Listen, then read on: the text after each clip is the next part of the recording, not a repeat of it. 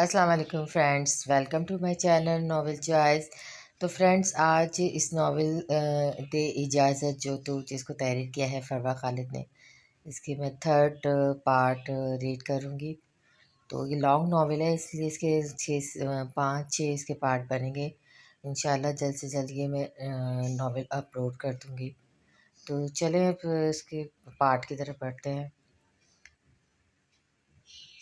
آج سے تقریباً 7 سال پہلے وہ ایک ہنستے بستے گھرانے سے تعلق رکھنے والی، آنکھوں میں خواب سجانے والی ایک بہت عام سی لڑکی تھی۔ عمل کی مدر کی اس کے بچپن میں ہدایت ہو چکی تھی۔ وہ لوگ 3 بہن بھائی تھے، بڑا بھائی ہمایوں، سویرا اور سب سے چھوٹی عمل۔ انہیں ان کے بابا نے بہت ہی محبت اور شفقت سے پالا تھا۔ وہ ایک گورنمنٹ ملازم تھے جن کی آمدن اس مہنگائی بھرے دور میں اتنی ہی ہوتی تھی کہ گھر کا اور ان بہن بھائیوں کی پڑھائی کا خرچ ہی نکل پاتا، جس پر وہ دونوں بہنیں تو ہنسی خوشی گزر بسر کر لیتی، مگر ان کا اکلوتا بھائی ہمایوں اس سب سے کافی ناخوش تھا۔ ہمایوں ایک کافی ذہین اسٹوڈنٹ تھا اور اسکالرشپ کی وجہ سے پہلے اسے شہر کے ایک بڑے اسکول اور پھر کالج میں داخلہ ملا تھا۔ اپنی کلاس میں پڑھتے امیر گھرانے کے لڑکوں کو دیکھ کر بچپن سے چلی آ رہی تھی اس کے اندر کی احساس محرومی مزید بڑھنے لگی تھی۔ کم عمری میں ہی وہ جلد سے جلد بہت سارا پیسہ کما لینا چاہتا تھا۔ اکثر انسان کے اندر پلتی خواہشات انہیں اس راستے پر لے جاتی ہیں جس کے دلدل میں پھنس کر وہ اپنا سب کچھ کھو بیٹھتے ہیں، اور ایسا ہی کچھ ہمایوں کے ساتھ بھی ہوا تھا۔ یونی لائف میں قدم رکھتے ہوئے ایسے گروہ کے ہتھے چڑھ گیا تھا جس کا تعلق ملک دشمنوں سے تھا۔ وہ ہمایوں جیسے خود ترسی کے شکار پاکستانی نوجوانوں کو پیسوں کا لالچ دے کر اس طرح اپنے جال میں پھنساتے تھے کہ پھر وہاں سے نکلنا ان کے بس کی بات نہیں رہتی تھی۔ وہ پوری زندگی اس جہنم میں پھنس کر رہ جاتے تھے۔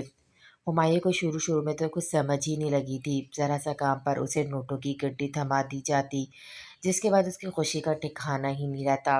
اپنی خواہش پوری کرنے کے ساتھ ساتھ وہ گھر میں بھی یہ کہہ کر کچھ پیسے دے دیتا کہ اس نے پارٹ ٹائم جاب سٹارٹ کر رکھی ہے۔ صدام اور یزدان ہمایوں کے کلاس فیلو تھے۔ وہ دونوں بڑے گھرانے سے تعلق رکھنے کی وجہ سے نہ صرف بہت زیادہ رئیس تھے بلکہ انتہائی شاندار پرسنالٹی کے مالک بھی تھے، جس وجہ سے یونی کی لڑکیاں تو کیا، لڑکے بھی ان کے آگے کچھ بولنے کی جرت نہیں رکھتے تھے۔ وہیں ہمایوں کو یہ دونوں لڑکے ایک آنکھ نہیں پاتے تھے۔ وہ سب چیزیں جو ہمایوں اپنی زندگی میں چاہتا تھا وہ سب ان کے پاس دیکھ کر وہ ان سے پوری طرح جلن کا شکار تھا۔ جب ایک دن کسی بات کے اختلاف پر صدام اور ہمایوں کا بہت برا جھگڑا ہو گیا تھا، جس میں دونوں کی برابر کی غلطی ہونے کے باوجود انتظامیہ کی طرف سے بے عزت صرف ہمایوں کو کیا گیا، جو بات اسے مزید آگ لگا گئی تھی، اور اسی دن سے وہ صدام اور یزدان سے بدلہ لینے کے دل میں ٹھان گیا تھا۔ اب اسے اپنے گروہ کی جانب سے بڑے بڑے کام ملنے لگے تھے، جس میں یونی کی حسین لڑکیوں کو جھانسے میں لا کر یونیورسٹی سے غائب کروانا تھا۔ ہمایوں نے خود بھی گھر میں بہنیں ہونے کی وجہ سے اس کام سے انکار ہی کیا، مگر پھر ملنے والے پہلے سے بھی زیادہ پیسوں کی لالچ اور ان لوگوں کے بدنام کر دینے کی دھمکیوں سے گھبرا کر وہ ایک بار پھر ان کی بات مان چکا تھا۔ جب انہی دنوں میں اس نے ایک بے انتہا خوبصورت لڑکی کو یزدان اور صدام کے ساتھ یونی آتے دیکھا تھا، جو بعد میں سے پتہ چلا وہ یزدان کی بہن عائشہ ہے۔ اسے دیکھ کر ہمایوں کی نیت خراب ہونے کے ساتھ ساتھ اندر کا انتقام جاگ اٹھا تھا۔ اسے سوچ لیا تھا وہ ان امیر زادوں کو کیسے تڑپا کر پوری دنیا کے سامنے بدنام کرنا تھا۔ اپنی اس گھٹیا سوچ پر عمل پیرا ہوتے ہی ہمایوں نے عائشہ کو اس کے کالج سے کڈنیپ کرنے کا پلان بنایا تھا، مگر اس سب میں وہ یہ بات فراموش کر گیا تھا کہ اس کی اپنی بہن سویرا بھی اسی کالج میں پڑھتی ہے۔ جس دن ہمایوں نے عائشہ کو کالج سے کڈنیپ کرنے کا پلان بنایا تھا، اس دن عائشہ کی خوش قسمتی یہی تھی کہ یہ اسے صدام نے پک کرنا تھا۔ ہمایوں صدام سے انتقام لینے کے چکر میں اس قدر اندھا ہو چکا تھا کہ اپنے نقاب پوش ساتھیوں کے ساتھ عائشہ کو کالج کے باہر گھسیٹ کر گاڑی میں ڈالتے کچھ فاصلے پہ کھڑی صدام کی گاڑی نہیں دیکھ پایا تھا۔ صدام جو فون پر مصروف تھا، کسی لڑکی کی چیخ و پکار اور سب لوگوں کو خاموش تماشا بنا دیکھے جیسی گاڑی سے باہر نکلا، کچھ نقاب پوش افراد کو عائشہ کو گاڑی میں ڈال کر وہاں سے لے جاتے دیکھ کر اس کا خون کھول اٹھا تھا۔ گاڑی فل اسپیڈ میں اس وین کے پیچھے لے جاتے صدام یزدان کو بھی انفارم کر چکا تھا، جو فوری طور پر پولیس کو لیے صدام کی بتائی گئی لوکیشن کی جانب سے نکل پڑا تھا۔ ہمایوں اپنے آدمیوں کے ساتھ عائشہ کو لے کر جیسے ہی خفیہ ٹھکانے پر پہنچا، اپنے پیچھے آتے صدام کو دیکھ کر اس کی آنکھیں شیطانی خیال سے چمک اٹھی تھیں۔ एक तीर से दो शिकार हो चुके थे। वो सद्दाम को मारने के इरादे से आगे बढ़ा था जब अचानक सवेरा कहीं से निकलकर उसके सामने आन खड़ी हुई थी। जिसे वहां देखा हुमायूं की नजरों में जमीन आसमान घूम गए थे। उसने नफरत भरी जहरीली नजरों से सद्दाम की तरफ देखा था, जो उसकी चाल उसी पर उलटते अपनी बहन के बदले उसकी बहन को वहां ले आया था। कुत्ते कमीने, तुम्हारी हिम्मत भी कैसी हुई मेरी बहन को यहाँ लाने की? हुमायूं सद्दाम पर बंदूक तानता धाड़ा था, जिसके जवाब में सद्दाम ने भी अपनी गन निकालते कहर बरसाती नजरों से इसकी जाने देखा था। कराची में दोनों आए रोज होने वाली वारदात की वजह से सद्दाम और यजदान के पास हम वक्त अपना लाइसेंस शुदा पिस्टल ज़रूर रहता था, जो आज सद्दाम के काम आ गया था। इसे कहते हैं मकाफात अमल। जो इंसान दूसरों की बहन बेटियों पर गलाजत भरी गंदी नज़र डालता है, उसकी अपनी इज्जत भी महफूज नहीं रहती। सद्दाम हुमायूं की गन पर मजबूत होती गिरफ्त नोट कर चुका था, इसलिए लम्हे की नज़ाकत को देखते इसने आगे बढ़ते सवेरे के माथे पर अपना पिस्टल रख गया था। अगर वो ये ना करता तो हुमायूं उसकी नज़रों के सामने आशा को ख़त्म कर देता। भाई ये सब क्या है? आपको ज़रा शर्म नहीं आई किसी लड़की को किडनैप करते हुए? आप भूल गए हैं कि आपके घर में भी दो जवान बहनें मौजूद हैं। सवेरा हैरत व सदमे में कैफियत में ये सब देखती टूटे फिक्रे लहजे में बोली। उसके अकलौते भाई ने आज उसके मान को पूरी तरह चकनाचूर कर दिया था। मेरी बहन के ऊपर से गन उठाओ, अगर इसे कुछ हुआ तो तुम्हारी नस्लें बर्बाद कर दूंगा मैं। हुमायूं सवेरा की साफ नज़रअंदाज करता उसको खतरे में देख ढाड़ा था, जब अचानक वहाँ पुलिस की गाड़ियों के सायरन की आवाज़ इर्द गिर्द गूंजने लगी थी। ये सब करके बहुत बड़ी दुश्मनी मोल ली है तुमने, छोड़ूंगा नहीं मैं तुम्हें। मेरी बहन को ज़रा सा भी नुकसान पहुंचा तो मैं छोड़ूंगा नहीं तुम्हें, याद रखना। हुमायूं गिरफ्तार होने के खौफ से सवेरा को वहीं खतरे में छोड़े पिछली तरफ भागा था। सवेरा फटी फटी आंखों से अपने भाई को फरार होता देख रही थी। हुमायूं जो वहां से निकलने ही वाला था, फायरिंग की आवाज़ में पलटकर पीछे देखा था, जब उसे सवेरा खून में लथपथ जमीन पर गिरती नजर आई थी। हुमायूं खून आश्रय नजरों से सदाम को देखते आंखों में आंसू भरे वहां से निकल आया था।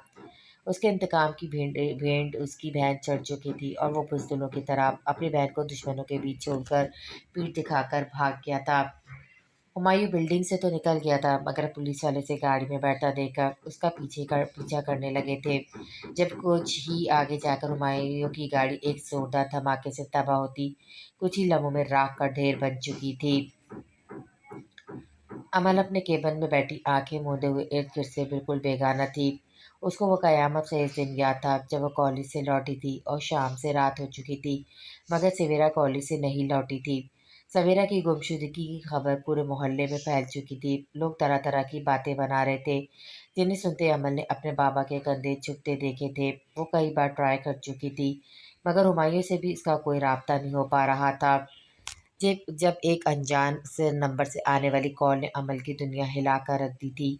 वो अशफाक साहब के साथ बहुत बुरे हाल में हॉस्पिटल पहुंची थी, जहां उसके जवान भाई की लाश इस कदर झुलस चुकी थी कि उसका चेहरा भी नहीं देख पाई थी।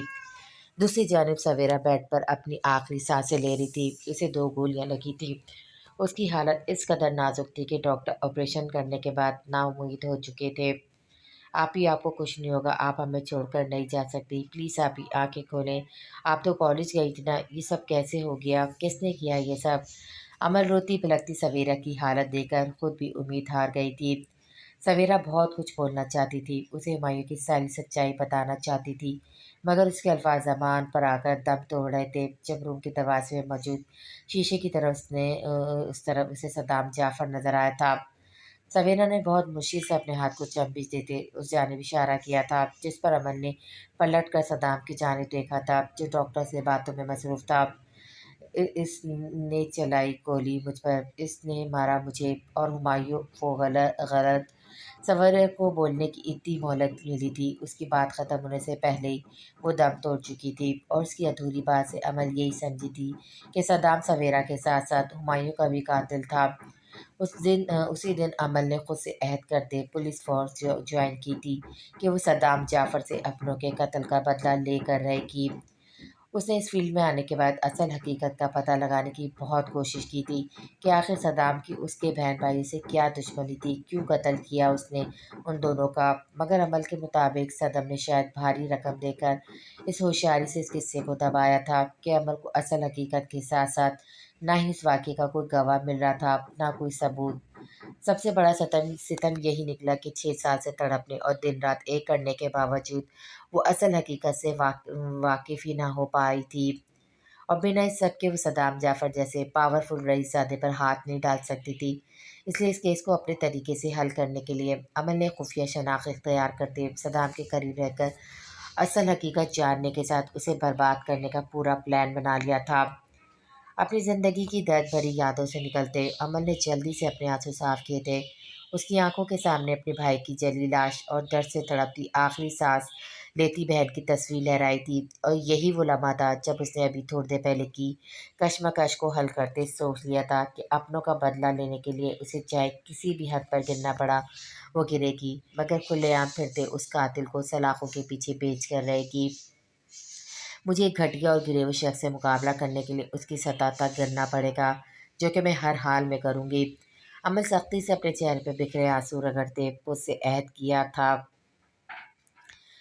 حرمت پہلی صبح ایسی کسی صورتحال کے لیے بالکل تیار نہیں تھی، چاہے سامنے بیٹھا شخص ذہنی معذور تھا مگر وہ بالکل ٹھیک تھا۔ اس شخص کو تو کوئی فرق نہیں پڑا تھا مگر حرمت کی جان نکلی جا رہی تھی۔ بہت ہمت جمع کرتے اس نے اپنے سامنے بالکل شریف سعادت مند بچے کی طرح بیٹھے یزدان کا چہرہ ہاتھ بڑھا کر پانی سے ذرا سا گیلا کیا تھا۔ اس کے چہرے کو ٹچ کرتے حرمت کی دھڑکنیں بے قابو ہوئی تھی اور رخسار بالکل ٹماٹر کی طرح لال ہو چکے تھے۔ فیس واش ہاتھ پر ڈالتے اسے اپنے ہاتھ کپ کپاتے محسوس ہوئے تھے۔ جب فیس واش لگانے کے لیے اس نے یزدان کی جانب دیکھا تو وہ چونکی تھی۔ اسے یزدان کے چہرے پر ایک مخصوص کن مسکراہٹ کی جھلک دکھی تھی جو اس کے دیکھتے ہی معدوم ہوئی تھی، مگر اس وقت وہ اس کنڈیشن میں نہیں تھی کہ ایسی کسی بات پر غور کر پاتی۔ دوسرا، اس کے مطابق یہ شخص پاگل تھا جو کبھی بھی کہیں بھی ہنس بول اور چیخ چلا سکتا تھا۔ حرمت کے ہاتھ یزدان کے چہرے کے مغرور کھڑے نقوش سے ٹکراتے اس کے دل میں عجیب سی ہلچل پیدا کر رہی تھی، جس سے گھبرا کر حرمت جلدی سے پانی سے اس کا چہرہ واش کرواتے پلٹی تھی، لیکن وہ صرف 2 قدم ہی چل پائی تھی جب اسے ایک کھنچاؤ سا محسوس ہوا تھا۔ وہ جیسی پلٹی اس نے اپنے دوپٹے کا پلو یزدان کی گرفت میں پایا تھا۔ میرا فیس ڈرائی کون کرے گا؟ یزدان انتہا کی معصومیت چہرے پر سجائے حرمت کی جانب دیکھ رہا تھا اور پھر بنا اسے کچھ سمجھنے کا موقع دیے بغیر اسے حرمت کا دوپٹہ مزید اپنے جانب کھینچتے اپنا چہرہ صاف کیا تھا۔ کھنچاؤ کی وجہ سے حرمت اس کے مزید قریب آ گئی تھی۔ اسے لگا اس شخص کے ساتھ پورا دن رہنا اس کے لیے بہت مشکل ترین ہونے والا تھا۔ اس کا دوپٹہ چھوڑتے حرمت جلدی سے واش روم کی جانب بڑھ گئی تھی۔ واپس آ کر اسے پہلے سے ہی ناشتے کے ٹیبل کے قریب بیٹھا نظر آیا تھا۔ حرمت بھی خاموشی سے جا کر اس کے سامنے بیٹھ گئی تھی۔ پلیٹ میں اپنا ناشتہ لینے کے بعد اس نے ایسی بیٹھے یزدان کی جانب دیکھا۔ اب اس کو کیا مسئلہ ہے، ناشتہ کیوں نہیں کر رہا؟ حرمت کچھ ہی دیر میں اسے اچھی خاصی زچ ہو چکی تھی۔ کیا ہوا، آپ ناشتہ کیوں نہیں کر رہے؟ نہ چاہتے ہوئے بھی دانت پیستے ہوئے سے پوچھنا پڑا تھا۔ تم کراؤ گی مجھے ناشتہ؟ میرے ہاتھ میں درد ہے، میں خود نہیں کر سکتا، یزدان کسی ناراض اور پریشان بچے کی طرح بولتا۔ حرمت سر کا رہا سہا زد بھی ختم کر گیا۔ حرمت نے غور کیا تو واقعی اس کے دائیں ہاتھ پر بینڈیج موجود تھی، جس پر نہ چاہتے ہوئے حرمت کو اس کی بات ماننی پڑی تھی۔ اگر یہ نارمل شخص ہوتا تو وہ اب تک اس کی عقل اچھے سے ٹھکانے لگا چکی ہوتی، مگر اصل مسئلہ ہی یہی تھا کہ وہ شخص کو کچھ کہہ بھی نہیں سکتی تھی، جسے خود بھی نہیں پتہ تھا کہ وہ کیا کر رہا ہے۔ حرمت نے نہ جانے کتنی مشکل سے ضبط کرتے پراٹھے کا نوالا بناتے یزدان کی جانب بڑھایا تھا۔ حرمت ہاتھ پیچھے کرنے ہی لگی تھی جب بے دہانی میں اس کا ہاتھ یزدان کے ہونٹوں سے ٹچ ہوتے اس کے دھڑکنوں کا شور مزید بڑھا گیا تھا۔ حرمت کو سمجھ ہی نہیں آ رہا تھا وہ کیا کرے۔ اس کے لیے یہ لمحے کسی قیامت سے کم نہیں تھے۔ جتنے ٹائم اس نے یزدان کو ناشتہ کروایا تھا، یزدان کی نگاہیں مسلسل اس پر جمی ہوئی تھی، جو بات حرمت کی کوفت اور گھبراہٹ میں اضافہ کرنے کو کافی تھی۔ اسے فوراً ہاتھ کھینچ لیا تھا۔ اس کی ہمت اب جواب دے چکی تھی۔ وہ جلدی سے وہاں سے اٹھی تھی کہ کہیں اس کے شوہر نامدار اپنی کوئی نئی خواہش نہ ظاہر کر دے، مگر یزدان کی سائڈ سے نکلنے سے پہلے اس کی کلائی یزدان کے ہاتھ میں قید ہو چکی تھی۔ حرمت اس کے لیے بالکل بھی تیار نہیں تھی۔ وہ جھٹکے سے اس کی جانب پلٹی تھی، مگر یزدان کے چہرے پر اس کی حرکت کے برعکس بہت عام سا تاثر تھا۔ حرمت جو چند سیکنڈ پہلے شک میں مبتلا ہوئی تھی، یزدان کے چہرے پر سجے معصومانہ تاثرات دیکھ کر وہ ختم ہو چکا تھا۔ حرمت نے اس کی گرفت سے اپنا ہاتھ نکالنا چاہا، مگر اس کی سخت گرفت حرمت کو اچھا خاصا حیران کر گئی تھی، لیکن اس کے اگلے عمل نے حرمت کو ہلنے کے قابل بھی نہیں چھوڑا تھا۔ تم بہت اچھی ہو، مجھے کھانا کھلانے کا انعام ہے یہ۔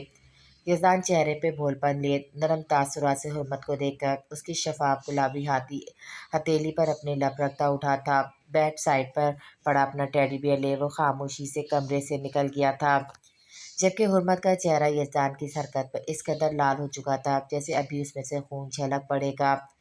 اف اللہ جی، اگر یہ شخص پاگل ہو کر ایسا ہے، ٹھیک ہو کر تو پتہ نہیں کیسا ہونا تھا اس نے۔ اللہ جی پلیز اس پاگل کو جلد سے جلد ٹھیک کر دیں تاکہ میں یہاں سے جا سکوں۔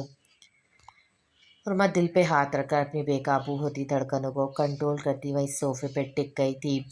اسے بلال نے اپنی صدام سے ہوئی ہر بات بتا دی تھی۔ حرمت نہیں جانتی تھی یزدان کو اس سے ایسی کیا انسیت تھی جو اسے دیکھ کر صدام کے مطابق وہ نارمل بیہیو کرتا تھا، مگر جو بھی تھا حرمت نکاح کرتے وقت ہی اپنے دل میں یہ فیصلہ کر چکی تھی کہ وہ بلال کے اوپر سے یزدان کے احسانات ختم کرنے کے لیے اس کے ٹھیک ہونے تک اس رشتے کو نبھائے گی، مگر جیسے ہی وہ ٹھیک ہو جائے گا اسے اپنائے یا نہ اپنائے مگر حرمت خود اس سے یہ رشتہ ختم کر دے گی۔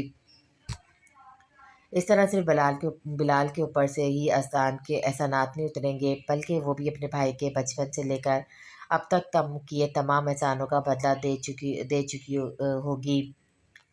آخری بات ذہن میں آتے اس کی آنکھوں سے آنسو بہہ نکلے تھے۔ وہ ان سب کو بہت مس کر رہی تھی، مگر اس کے بھائی نے اس کی انا کو بہت بری طرح ٹھیس پہنچائی تھی، جس کے بعد اب حرمت کبھی بھی واپس اپنے بھائی کے پاس جانے کا ارادہ نہیں رکھتی تھی۔ وہ اپنے پل بوتے پہ کچھ کرنا چاہتی تھی، اب وہ مر کر بھی مزید کسی کا احسان خود پر نہیں لینا چاہتی تھی۔ ہر بات یہ بات سوچ کر وہ اپنی آنکھیں نم ہونے سے نہیں روک پاتی کہ اس دنیا میں وہ کسی کے لیے بھی خاص نہیں تھی۔ کوئی ایک انسان بھی ایسا نہیں تھا جو اس کے ساتھ مخلص ہو، بنا کسی مطلب کے اس سے محبت کرتا ہو، مگر شاید یہی اس کی سب سے بڑی بھول تھی۔ اس دنیا میں ایک ایسا شخص موجود تھا جو شاید جی ہی صرف اسی کے لیے رہا تھا، جس کے لیے حرمت اس کی آتی جاتی سانسوں کی ضمانت تھی، لیکن ابھی حرمت خود ہی اپنے لیے اس انسان کی دیوانگی سے ناواقف تھی۔ اگر جان لیتی تو اپنی قسمت پر ناز کرتی۔ صدام نے اپنے سورسز استعمال کرتے ایک دن کے اندر اندر وہ نیوز ہر طرف سے ہٹوا دی تھی، اور اس کے سخت ایکشن اور جھوٹی خبر ہونے کی وجہ سے اس بات کو زیادہ اچھالا بھی نہیں کیا تھا۔ صدام عمل کو سیکرٹری ہونے کے باوجود خود سے دور ہی رکھا تھا، جس کی وجہ سے اس کی عمل کے لیے بدلتی فیلنگز تھی۔ اس نے آج تک کبھی کسی لڑکی کے لیے ایسا فیل نہیں کیا تھا جو پچھلے کچھ دنوں سے عمل کو دیکھ کر اس کے ساتھ ہو رہا تھا۔ اس نے عمل کا چہرہ دیکھا تھا، نہ ہی وہ اس کے بارے میں کچھ جانتا تھا، مگر نہ چاہتے ہوئے بھی وہ اس لڑکی کی جانب متوجہ ہو رہا تھا۔ یہی بات صدام کو کوفت اور بے چینی میں مبتلا کر رہی تھی۔ وہ عمل کو خود سے دور رکھنا چاہتا تھا، مگر عمل کی ڈیوٹی ہی ایسی تھی کہ دن میں 2-3 بار تو ان کا آمنا سامنا ہو ہی جاتا تھا۔ کافی دیر سے عمل کے بارے میں سوچتے صدام کو اس بات کا خیال ہی نہیں رہا جس لڑکی کو وہ اگنور کرنا چاہتا ہے پچھلے کتنی دیر سے اسی کے خیالوں میں کھویا ہوا تھا، اور اسی کیفیت میں اچانک دل میں پیدا ہوتی خواہش پر اس نے بیل پہ ہاتھ رکھتے پیون کو اندر بلایا تھا، جو خاموشی سے اندر آ کر اس کے آرڈر کے مطابق دائیں جانب موجود گلاس وال کے کارٹنز ہٹا کر واپس پلٹ گیا تھا۔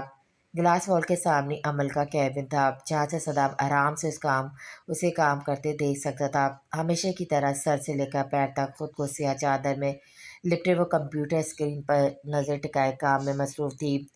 صدام کی نظر کی بورڈ پر چلتے اس کے ہاتھوں پہ پڑی تھی، جو دودھ کی طرح سفید، ہمیشہ کی طرح اس وقت بھی سیاہ نیل پینٹ سے سجے ہوئے تھے۔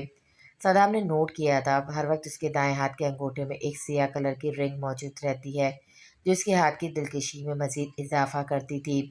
عمل جو اپنے کام میں مصروف تھی خود پر کسی کی گہری نظر محسوس کرتے جیسی چہرہ گھمایا صدام کو اپنی جانب دیکھتا پا کر ایک لمحے کے لیے بوکھلا گئی تھی، جو اس کے دیکھنے پر فوراً چہرہ موڑ گیا تھا۔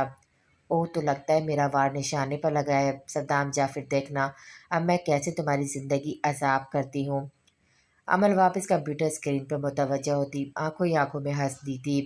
عمل کچھ دنوں سے ہی صدام کی آنکھوں کا بدلتا رنگ اور اس کا جان بوجھ کر اگنور کرنا نوٹ کر چکی تھی۔ وہ اسے بہت کم اپنے آفس میں بلاتا تھا، عمل اچھے سے یہ سب سمجھ رہی تھی، اس لیے وہ جان بوجھ کر ذرا ذرا سا کام نکال کر صدام کے پاس پہنچ جاتی تھی۔ اس وقت بھی اسی ارادے سے وہ صدام کے آفس کی جانب بڑھ گئی تھی۔ صدام عمل کے اچانک دیکھنے پر ہوش میں آتے سیدھا ہوا تھا۔ استغفر اللہ، یہ کیا ہو گیا مجھے؟ میں کیسے اس طرح کسی بھی غیر لڑکی کو گھور سکتا ہوں؟ صدام جعفر گیلانی، اپنے دل و دماغ کو جگہ پر رکھو۔ وہ بیچاری ایک شریف لڑکی مجبوری کے تحت یہاں جاب کرنے آئی ہے، بلا وجہ بدنام ہو جائے گی۔ صدام خود کو ہی بری طرح زرچش کرتا اب سامنے رکھی فائل کی جانب متوجہ ہوا جب عمل ہلکا سا نوک کرتی اندر داخل ہوئی تھی۔ اف میرے خدایا، یہ لڑکی کیا چیز ہے، کیسے اگنور کروں میں اسے؟ ایک بار پھر عمل کو اپنے سامنے دیکھ کر صدام پہلو بدل کر رہ گیا تھا۔ سر، یہ کچھ فائلز پر آپ کے سائن چاہیے تھے، آپ پلیز ایک بار ان کو دیکھ کر سائن کر دیں، ابھی ارجنٹ ضرورت ہے ان کی۔ احمد سر کو کلائنٹ کے ساتھ میٹنگ میں ہی ساتھ لے کر جانی ہے۔ عمل جانتی تھی اسے بعد میں سائن کرنے کا کہہ کر یہاں سے بھیج دے گا، اس لیے وہ جلدی سے ساری تفصیل بتا گئی تھی، جس کی وجہ سے صدام کو اس کے سامنے ابھی ہی فائلز پر سائن کر کے واپس دینا تھا۔ اوکے، بیٹھیں آپ۔ صدام، جو واقعی اسے وہاں سے بھیجنے کا ارادہ رکھتا تھا، اسے فائل لے کر بیٹھنے کا اشارہ کرتے بولا۔ صدام نے ایک بار پھر نظر اٹھا کر اس کی جانب نہیں دیکھا تھا۔ سر، یہاں پر بھی سائن کرنے ہیں۔ اسے ایک صفحے پر بنا سائن کیے آگے کرتے دیکھ کر عمل نے جلدی سے ہاتھ آگے کرتے اس جگہ کی نشاندہی کی تھی، جبکہ صدام اپنے ہاتھ کے بالکل قریب اس کا ہاتھ دیکھ کر دل میں اچانک امڑ آنے والی خواہش پر ہونٹ بھیج کر رہ گیا تھا۔ اسے خود پر اب شدید غصہ آنے لگا تھا۔ اسے جلدی سے ایک فائل پر سائن کرتے ہوئے عمل کو تھما دی تھی، اس سے پہلے کہ وہ اسے جانے کو بولتا۔ فاریہ دروازہ دھماکے کے ساتھ کی آواز سے کھولتی پیچھے آتے گھاٹ کے روکنے کے باوجود اندر آ چکی تھی۔ سوری سر، ہم نے ان کو بہت روکنے کی کوشش کی مگر یہ بات ہماری سن نہیں رہی تھی، گارڈ نے صدام کے گھورنے پر سر جھکا کر بولا۔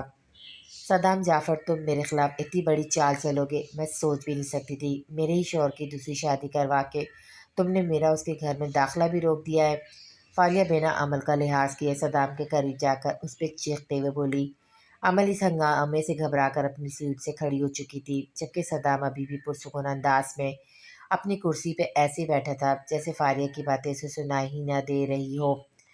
تم شرافت سے یہاں سے جانا پسند کرو گی یا میں تمہارا عورت ہونے کا لحاظ کیے بغیر گارڈ سے کہہ کر باہر پھینکوا دوں؟ صدام کا سرد لہجے میں دیا گیا جواب فاریہ کے ساتھ ساتھ عمل کو بھی آنکھ لگا گیا تھا۔ گھٹیا شخص، تمیز ہی نہیں ہے اسے لڑکیوں سے بات کرنے کی۔ عمل نفرت بھری نظروں سے صدام کو دیکھتی دانت پیس کر رہ گئی تھی۔ تم یہ ٹھیک نہیں کر رہے ہو صدام جعفر، اس کا انجام بہت برا ہو سکتا ہے، میں چھوڑوں گی نہیں تمہیں۔ صدام کے دو ٹوک انداز پر اس کی چیئر کے ساتھ کھڑی فاریہ ہلکا سا اس کی جانب جھکتے لا کے اس پہ گاڑتے ہوئے بولی۔ امن نے ناپسندہ نظروں سے فاریہ کی حرکت دیکھی تھی، ایک طرف وہ خود کو کسی اور کی بیوی کہہ رہی تھی، وہیں دوسری طرف وہ کسی اور مرد کے اتنے کلوز آ رہی تھی۔ اسے فاریہ میں صرف ایک چیز پسند آئی تھی، جو تھی اس کی صدام کے لیے بے پناہ نفرت۔ اس نفرت کو اپنے کام کے لیے یوز کر سکتی تھی مگر یہ لڑکی اسے بالکل بھی پسند نہیں آئی تھی۔ Stay away you idiot girl. Saddam نے خود پر جھکی فاریہ کا بازو پکڑ کے اسے خود سے دور چھٹکا تھا۔ عمل کو شاید آج پہلی بار صدام کا کوئی عمل اچھا لگا تھا۔ مس عمل، آپ؟ صدام کا دھیان اچانک عمل کی جانب گیا تھا، وہ اسے وہاں سے باہر بھیجنے والا تھا جب فاریہ بھی عمل کو دیکھ کر صدام کی بات آدھے میں ہی کاٹ گئی تھی۔ اوہ، تو یہ ہے وہ تمہاری سیکرٹری جس پر آج کل بہت مہربان ہوتے دکھائی دے رہے ہو؟ فاریہ بڑی سی چادر سے نقاب لیے کھڑی لڑکی کو سر سے پیر تک گھورتے ہوئے بولی۔ فاریہ، اس سے آگے اگر ذرا سے بھی بکواس کی تو تمہارا منہ توڑ دوں گا میں۔ صدام عمل کے بارے میں فاریہ کی ذرا سی بات برداشت نہیں کر پایا تھا، وہ اپنی جگہ سے اٹھتا اتنی زور سے دھاڑا تھا کہ فاریہ کے ساتھ ساتھ عمل بھی اپنی جگہ دہل گئی تھی۔ اتنا غصہ کیوں آ رہا تمہیں اس لڑکی کے بارے میں ذرا سا بھی غلط سن کر؟ کہیں میں نے سچ تو نہیں بول دیا؟ لڑکی لگ تو کافی حسین رہی ہے۔ صدام جعفر اپنی سیکرٹری پر کوئی مہربانیاں کر تو نہیں چکا؟ فاریہ بھی اور بہت غلط بولنے والی تھی جب صدام اپنا ضبط کھوتے تیش کے حالت میں اس کی جانب لپکا تھا۔ سر پلیز، اس سے پہلے کہ صدام کا ہاتھ فاریہ کے گال پر نشان چھوڑتا عمل نے جلدی سے آگے آتے صدام کے کندھے پہ ہاتھ رکھتے اسے روکا تھا، جبکہ عمل کے اچانک سامنے آ جانے اور کندھے پر لمس محسوس کرتے صدام اپنی جگہ ساکت ہوا تھا۔ اگر وہ بر وقت نہ رکتا تو دونوں کا ٹکراؤ یعنی یقینی تھا۔ عمل کا بازو صدام کے سینے سے جا ٹکرایا تھا۔ فاریہ صدام کا غصہ دیکھ کر تن فن کرتی وہاں سے نکل گئی تھی۔ عمل سے یہ عمل اس قدر بے اختیار میں ہوا تھا کہ وہ خود بھی کچھ پل کے لیے حیران رہ گئی تھی۔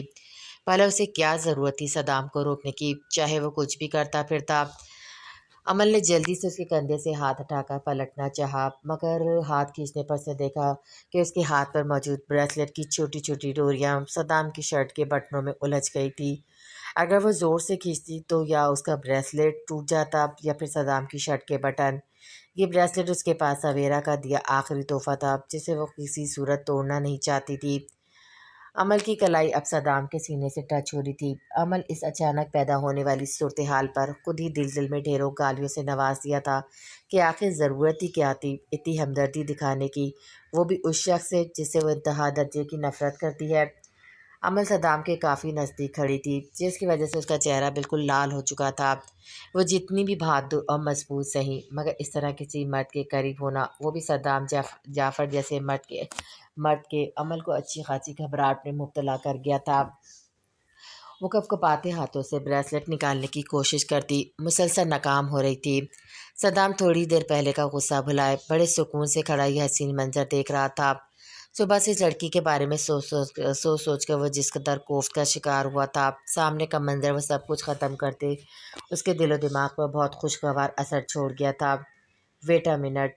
सदाम उसके लम्हे से निकलने का दिल बिल्कुल भी नहीं चाह रहा था, मगर अमल की घबराहट देखकर उसे हाथ पीछे करने का कहता अपनी शर्ट शर्ट से उसका ब्रेसलेट निकालने लगा था।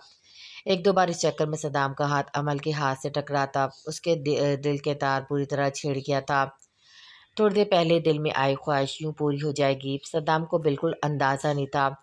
उसका हाथ टच होने पर अमर का दिल कांप कर रह गया था। वो समझ नहीं पा रही थी आखिर अचानक उसे हो क्या गया है। सद्दाम के ब्रेसलेट आज़ाद करते अमल एक सेकंड की भी देर किए बगैर तेज़ कदमों से ऑफिस से निकल गई थी, जबकि सद्दाम भी इसका हर बार फारिया के जाने के बाद मूड सख्त ऑफ होता था। इस बार फारिया की आमद उसे एक बहुत खूबसूरत एहसास से रोशनास करवा गई थी। तो आज फिर फैसला हो गया, इस लड़की को इतनी आसानी से इग्नोर करना तुम्हारे बस की बात अब बिल्कुल नहीं रही सद्दाम जाफर। वाकई सहारा निकली ये लड़की, जिसने चंद दिनों में ही मुझ जैसे शख्स को बेबस करके रख दिया है। सद्दाम ज़ेर लब बड़बड़ाता अपनी ही बेबसी पर हंस दिया था। हुर्मत भाभी प्लीज़ जल्दी से वापस आएँ, यज़ान भाई को पता नहीं क्या हुआ है, वो फिर बहुत ज़्यादा एग्रेसिव हो रहे हैं। उन्होंने रूम की हालत भी सारी ख़राब कर दी है। हुर्मत जो आशा के कहने पर उसके साथ मार्केट गई हुई थी, हमना की कॉल पर घबराई हुई आवाज़ सुनकर वो दोनों फ़ौरन मार्केट से निकल आई थी। उसे यज़ान के साथ रहते एक हफ़्ता हो चुका था। यज़ान उससे पहले दिन की तरह अब भी अपना हर छोटे से छोटा काम करवाता था। हुर्मत को उसके करीब जाने से घबराहट बहुत होती थी, मगर अब पहले की तरह उसे बुरा नहीं लगता था।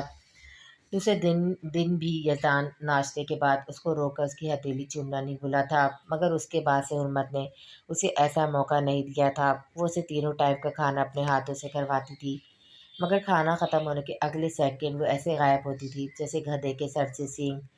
पिछले एक हफ्ते से ये तीसरी दफ़ा यज़दान की तबीयत बिगड़ रही थी, और हर बार ऐसा तभी होता जब हुर्मत उससे दूर होती थी। जब भी यज़दान इस तरह एग्रेसिव होकर आपे से बाहर होता था, सद्दाम और हुर्मत के अलावा कोई इसके करीब नहीं जाता था। हुर्मत को घर वालों की ज़बान ही पता चला था कि यज़दान का गुस्सा उसके नॉर्मल होते वक्त भी बहुत सख्त होता था। तब भी कोई उसके करीब जाने या उससे आगे कोई भी जवाब देने की ज़रूरत नहीं करता था। और अब तो बात दूसरी थी, अब तो सब लोगों का खौफ यज़दान के हवाले से वैसे ही बढ़ चुका था। और मैं जैसे ही अपने कमरे में पहुंची, आगे का मंजर देखकर उसकी आंखें हैरत की ज़्यादती से बाहर निकल आई थी। कोई एक शय भी अपनी जगह पर नहीं थी।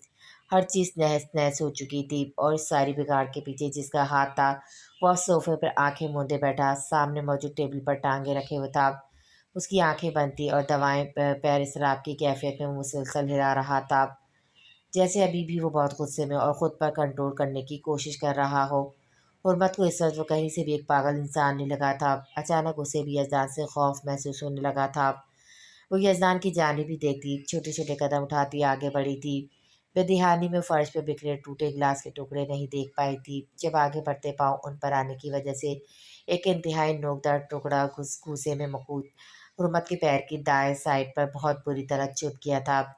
हुर्मत के कराने की आवाज़ पे यज़दान ने झटके से आंखें खोलकर इसकी जानिब देखा था। हुर्मत नम आंखों के साथ चेहरे पर तकलीफ के आसार लिए अपना पाँव पकड़े ज़मीन पर बैठ गई थी। यज़दान उसे रोता देखकर भाग के इसके करीब आया था। क्या हुआ है? ओह, तुम्हारा तो खून निकल रहा है। हुर्मत के पैर को देखते हुए यज़दान का चेहरा मज़ीद सर्द व सपाट हुआ था। اس نے حرمت کا پیر پکڑ کر غصے سے آزاد کرنا چاہا تھا، جب حرمت نے اسے گھورتے اپنا پیر کھینچ لیا تھا، کیونکہ یہ چوٹ اسے اس شخص کی وحشیوں جیسی غصے کی وجہ سے لگی تھی۔ یزدان کو حرمت کی یہ حرکت بالکل پسند نہیں آئی تھی۔ اس کی آنکھوں میں ابھرتا غصہ حرمت کو اس لمحے خوفزدہ کر گیا تھا۔ حرمت کو صدام کی بات بالکل ٹھیک لگی تھی کہ یزدان کبھی کبھی ایسا بیہیو کرتا کہ دیکھنے والا مان ہی نہیں سکتا تھا یہ شخص پاگل ہے۔ یزدان نے عمل کی حرکت پر اسے غصے سے گھورتے اگلے ہی لمحے اس کو دونوں باہوں میں بھرتے اوپر اٹھا لیا تھا۔ اس کی آنکھوں کا تاثر حرمت کو ایسا ہی لگا تھا جیسے کہہ رہا ہو، تم نے مجھ سے صرف پاؤں کھینچنے کی جرت کی ہے، اپنے وجود کو مجھ سے آزاد کر کے دکھاؤ۔ حرمت کو یزدان سے کم اس حرکت کی بالکل امید نہیں تھی۔ اسے نیچے گر جانے کے خوف سے یزدان کو اس کے کندھے سے تھام لیا تھا۔ اسے ڈر تھا کہ کہیں یہ پاگل شخص اسے واپس گھاس سے بھرے فرش پر نہ پھینک دے۔ حرمت کو بیڈ پہ بٹھاتے یزدان نے اس کے پیر سے کوسہ نکالتے اس کے نرم ملائم پیر کو اپنی گرفت پہ لیا تھا۔ حرمت اس کی گرفت سے اپنا پیر نکالنا چاہتی تھی، مگر یزدان کے سرد تاثرات اس کا خون رگوں میں ہی منجمد کر گئے تھے۔ میں ٹھیک ہوں۔ یزدان کو پاؤں میں موجود کانچ کے چھوٹے سے ٹکڑے کی جانب ہاتھ بڑھاتا دیکھ کر حرمت نے ملتجئی انداز میں اس کی جانب دیکھا تھا، مگر ہاتھ بڑھا کر روکنے کی غلطی اس بار نہیں کی تھی۔ اسے ڈر لگ رہا تھا یہ پاگل شخص اس کے پاؤں کو مزید ہرٹ نہ کر دے۔ پلیز مت کرے، مجھے درد ہو رہا ہے۔ یزدان نے جیسے ہی حرمت کا پیر پکڑ کر دبایا وہ درد سے دھوری ہوتی یزدان کا دایاں کندھا اپنے ناخن سے بری طرح دبوچ گئی تھی۔ یزدان بہت ہی تحمل سے اس کے پیر سے کانچ کا چھوٹا سا ٹکڑا نکال کر زخم والی جگہ پر خون رکھنے کے لیے روئی دبا گیا تھا، جبکہ حرمت درد کی وجہ سے آنسو بہاتی یزدان کے کندھے پر ہی سر ٹکائے ہوئی تھی۔ وہ اس معاملے میں بہت کمزور دل تھی، ذرا سا درد اس سے برداشت کرنا بہت مشکل تھا۔ یزدان نے کچھ ہی دیر میں بہت ہی مہارت سے حرمت کی بینڈیج کر دی تھی۔ حرمت جو اس بات پر ویسے تو بہت حیران ہوتی، مگر یزدان کے اپنے ہاتھ پر بندی بینڈیج دیکھ کر اور گھر والوں کے کہے کے مطابق یزدان غصے میں آئے تھے چیزوں کی اس قدر توڑ پھوڑ کرتا تھا کہ خود بھی زخمی ہو جاتا تھا۔ صدام کے علاوہ وہ کسی کو اپنے قریب نہیں آنے دیتا تھا، اور صدام کے نہ ہونے پر بھی اسے دیکھ وہ بینڈیج کرنا سیکھ گیا تھا، اس لیے حرمت کو یہ سب دیکھ کر زیادہ حیرانی نہیں ہوئی تھی۔ بینڈیج کرنے کے بعد یزدان نے پین کلر ہتھیلی پر رکھ کر اس کے آگے کرتے پانی کا گلاس اس کی جانب بڑھایا تھا۔ حرمت کو اس وقت سامنے کھڑے شخص پر اس قدر غصہ آ رہا تھا کہ اس کا دل چاہتا یہی گلاس اٹھا کر اس کے سر پر دے مارے جو اس چوٹ کا ذمہ دار ہے۔ مجھے نہیں لینی۔ حرمت جب بھی بیمار ہوتی تھی دوائی لینا اس کے لیے انتہائی مشکل کام ہوتا تھا، چاہے وہ ایک پین کلر ہی کیوں نہ ہو۔ اس وقت بھی درد برداشت کرتے اس کا چہرہ زرد ہو چکا تھا، مگر وہ پین کلر لینے سے بالکل انکاری تھی۔ لیکن وہ یہ بھول چکی تھی کہ مقابل اس وقت اس کی بھابھی نہیں تھی جو گھنٹوں اس کی منتیں کرتی، بلکہ یزدان رحمانی تھا جسے منتیں کرنا آتا ہی نہیں تھا۔ یزدان گلاس سائڈ پہ رکھتے حرمت کو کچھ سمجھنے کا موقع دیے بغیر اس کے قریب آتے ہی بہت نرمی سے اس کا جبڑا اپنی گرفت میں لیتے ہلکا سا اس کے ہونٹوں کو واک کرتے میڈیسن اس میں ڈال دی تھی، اور حرمت کے مذمت کو صاف اگنور کرتے پانی کا گلاس اس کے ہونٹوں سے لگا دیا تھا۔ حرمت کا حلق تک کڑوا ہو چکا تھا، اس نے گلاس ہونٹوں سے ہٹاتے کھا جانے والی نظروں سے یزدان کو گھورا تھا جو اس کا چہرہ آزاد کرتا اب بڑے سکون سے دور جا کھڑا ہوا تھا۔ اپنی طرف سے یزدان نے حرمت کا چہرہ انتہائی نرمی سے تھاما تھا، مگر اس کی نرم گرفت بھی حرمت کا جبڑا اچھا خاصا ہلا گئی تھی۔ تم پاگل ہو کیا؟ یہ کیا طریقہ ہے کسی کو میڈیسن دینے کا، ایڈیٹ؟ حرمت اپنی ازلی غصے بھرے انداز میں آتی یزدان کو کھا جانے والی نظر سے گھورتے ہوئے بولی۔ یزدان اس کے چلانے پر کچھ دیر خاموشی سے اس کی جانب دیکھتا آگے بڑھا تھا۔ حرمت کے آگے جھکتے اس نے حرمت کی آنکھوں میں جھانکا تھا۔ یزدان کو اپنے اتنے قریب دیکھ کر حرمت کو اپنی سانسیں رکتی محسوس ہوئی تھی۔ ایک پاگل پاگلوں والی حرکتیں نہیں کرے گا تو اور کیا کرے گا؟ اگر آج کے دن تم مجھے بیڈ سے اٹھ کر چلتی پھرتی نظر آئی تو میرا اصل پاگل پن تم تب دیکھو گی۔ یزدان کا چہرہ حرمت کے بے انتہا قریب تھا، اس کی گرم سانسیں حرمت کو اپنا چہرہ جھلساتی محسوس ہوئی تھی۔ اس کا گھمی لہجہ حرمت کے تن بدن میں سنسنی دوڑا گیا تھا۔ حرمت کو لگا یہ شخص پاگل نہیں یہ پاگل ہو ہی نہیں سکتا۔ ابھی وہ یہی سوچ پائی تھی کہ یزدان کی اگلی حرکت نے اسے سوچنے کے قابل نہیں چھوڑا تھا۔ یزدان حرمت کے گال پر اپنے لبوں کا لمس چھوڑتا وہاں سے پلٹ گیا تھا، جبکہ حرمت کا چہرہ لال انگارا ہو چکا تھا۔ اسے اپنے گال دہکتے ہوئے محسوس ہوئے تھے، اس کا دل بری طرح دھڑکتا جیسے باہر آنے کو تیار تھا۔ حرمت کو کچھ سمجھ نہیں آ رہا تھا کہ یہ سب کیا ہے، یہ شخص پاگل تو نہیں مگر کوئی جادوگر ضرور تھا جو اسے پوری طرح اپنے سحر میں جگڑ رہا تھا۔ شاید یہ شخص اسے اپنے اثار میں قید کر کے اپنا دیوانہ بنانا چاہتا تھا۔ نہیں، یہ شخص پاگل نہیں ہے، نہیں ہو ہی نہیں سکتا یہ پاگل۔ پاگل شخص ایسا نہیں ہوتا، ضرور کچھ ایسا ہے جو یہ شخص سب سے چھپا رہا ہے۔ مجھے گھر والوں میں سے کسی کو بتانا ہوگا، مگر کسی کو کون میری بات پر یقین کرے گا؟ صدام بھائی کو بتاؤں؟ ہاں، انہیں ہی کال کرتی ہوں۔ حرمت کچھ دیر بعد خود کو نارمل کرتی کچھ سوچنے کی پوزیشن میں آئی تھی اور جلدی سے موبائل اٹھا کر صدام کو کال کرنی چاہی تھی، لیکن اگر انہوں نے مجھ سے پوچھ لیا کہ مجھے ایسا کیوں لگا تو؟ حرمت جو بہت جوش میں آ کر صدام کو کال کرنے لگی تھی، یہ خیال آتے اس کا چہرہ حیا سے سرخ ہوا تھا۔ اف میرے خدا، یہ شخص خود پاگل ہے یا نہیں، مگر مجھے ضرور پاگل کر دے گا۔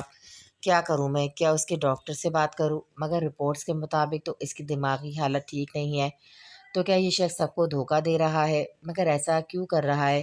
آخر اصل کہانی کیا ہے؟ مجھے پتہ لگانا ہی ہوگا۔ میں سائیکو کے ساتھ مزید نہیں رہ سکتی، مجھے ایک بار اس کے ڈاکٹر سے بات کرنی ہوگی۔ حرمت یزدان کی اصلیت سامنے لانے کا پختہ ارادہ کرتی سائڈ ٹیبل کے دراز سے ڈائری نکال کر یزدان کے ڈاکٹر کا نمبر ملانے لگی تھی۔ وہ جانتی تھی اگر یزدان واقعی ٹھیک ہے تو ڈاکٹر اس کے ساتھ ضرور ملا ہوگا، مگر وہ ایک بار اپنے طریقے سے بات کر کے کوئی کلو حاصل کرنا چاہتی تھی۔ صدام ایک بہت بڑے بزنس ایونٹ کے سلسلے میں اسلام آباد آیا ہوا تھا، جس میں عمل اور اس کا مینیجر عمار بھی ساتھ آیا ہوا تھا۔ پہلے تو صدام عمل کو ساتھ لانے کے لیے بالکل تیار نہیں تھا، مگر اس دن فاریہ والے واقعے کے بعد وہ کسی حد تک عمل کے لیے اپنی فیلنگ سمجھنے لگا تھا، لیکن ابھی وہ اس بات کا یقین نہیں کر پایا تھا کہ کیا یہ وقتی طور پر ہے یا نور عمل واقعی اس کے دل میں گھر کر چکی ہے۔ اسی وجہ سے صدام نے عمل کو اپنے ساتھ لانے کا فیصلہ کیا تھا۔ ایک اور چیز جو اسے عمل کی جانب کھینچ رہی تھی وہ تھی عمل کی آنکھوں میں نظر آتے پسندیدگی کے رنگ۔ اسے محسوس ہو رہا تھا جیسے عمل بھی انہی فیلنگز کا شکار ہو رہی ہے جو پچھلے کچھ دنوں سے صدام کو پاگل کیے ہوئے تھی۔ ایونٹ رات 8 بجے شروع ہونا تھا، وہ لوگ 6 بجے کے قریب ہوٹل میں پہنچے تھے۔ صدام نے آنے سے پہلے اسی ہوٹل میں اپنے روم بک کروا دیے تھے، کیونکہ آج رات انہیں یہیں رکنا تھا۔ عمل اپنے آدمی کی کال آ جانے کی وجہ سے صدام کے سامنے گھر والوں کی کال کا بہانہ بناتی سائٹ پر ہو گئی تھی۔ صدام عمار کو عمل کو اس کے روم تک پہنچانے کی ہدایت کرتا اپنے روم کی جانب بڑھ گیا۔ انہیں کچھ دیر ریسٹ کے بعد تیار ہو کر مین ہال میں پہنچنا تھا۔ عمل کبیر کچھ ضروری ہدایت دیتی عمار کی نشاندہی پر اپنے روم میں داخل ہوئی تھی۔ روم انتہائی خوبصورت تھا۔ عمل کچھ دیر بعد جو کارنامہ سر انجام دینے والی تھی اس کی وجہ سے وہ کافی ٹینشن کا شکار تھی۔ وہ چاہتی تھی جلد سے جلد اس کا پلان کامیاب ہو جائے اور صدام جعفر اس کی محبت کا پہلا تحفہ دے۔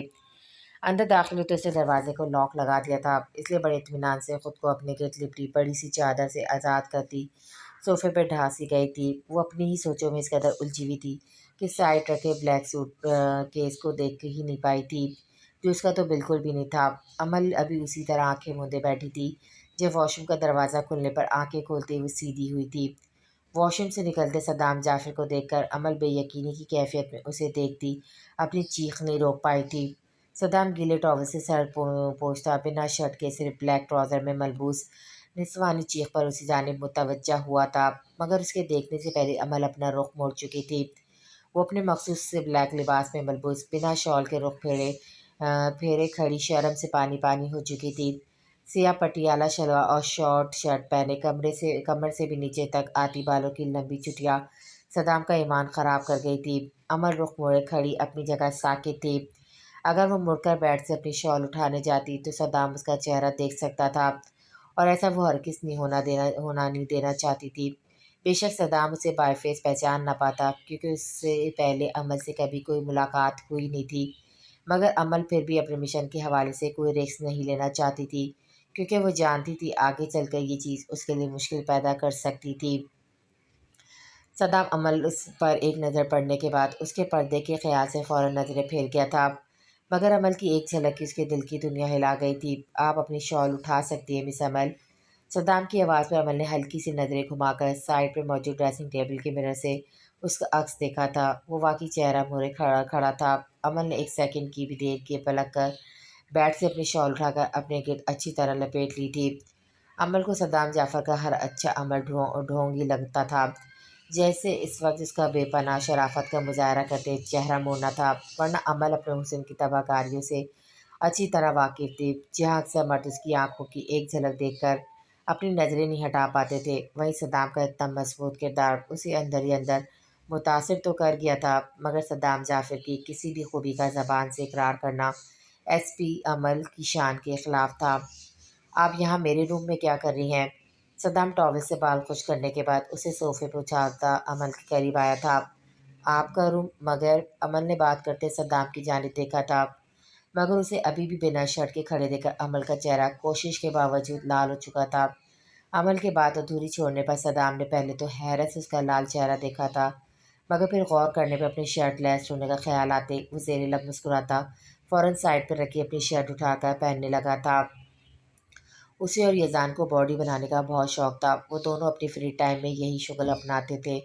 ज़्यादा टाइम जिम में गुजारने की वजह से वो ज़्यादातर शर्टलेस ही रहते थे और अपने कमरे में भी ऐसे ही घूमते थे। उनके लिए ये चीज़ इतनी आम हो चुकी थी कि सदाम को अभी भी अमल के सामने शर्ट पहनने का ख्याल ही नहीं रहा था, जो बात अमल की शक्ल देखकर उसे अच्छा खासा शर्मिंदा भी कर गई थी।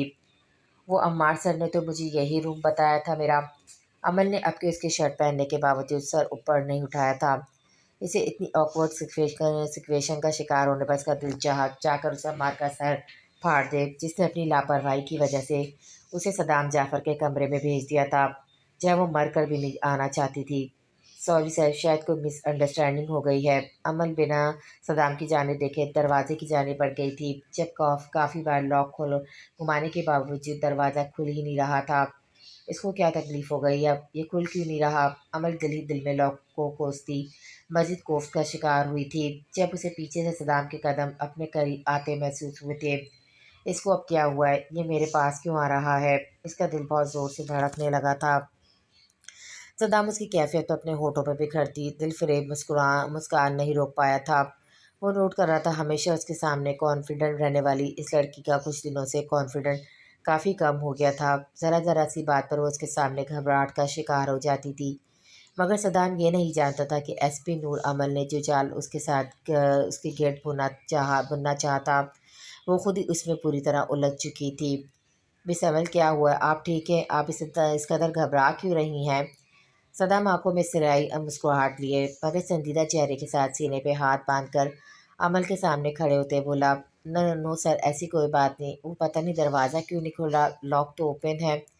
अमल सद्दाम के करीब खड़े होने पर माथे पर आए पसीने के कतरे साफ करती खुद को नॉर्मल जाहिर करते बोली, जी क्योंकि ये यहाँ से बंद है इसलिए नहीं खुल रहा, आप गलत चीज़ को ट्राई कर रही थी।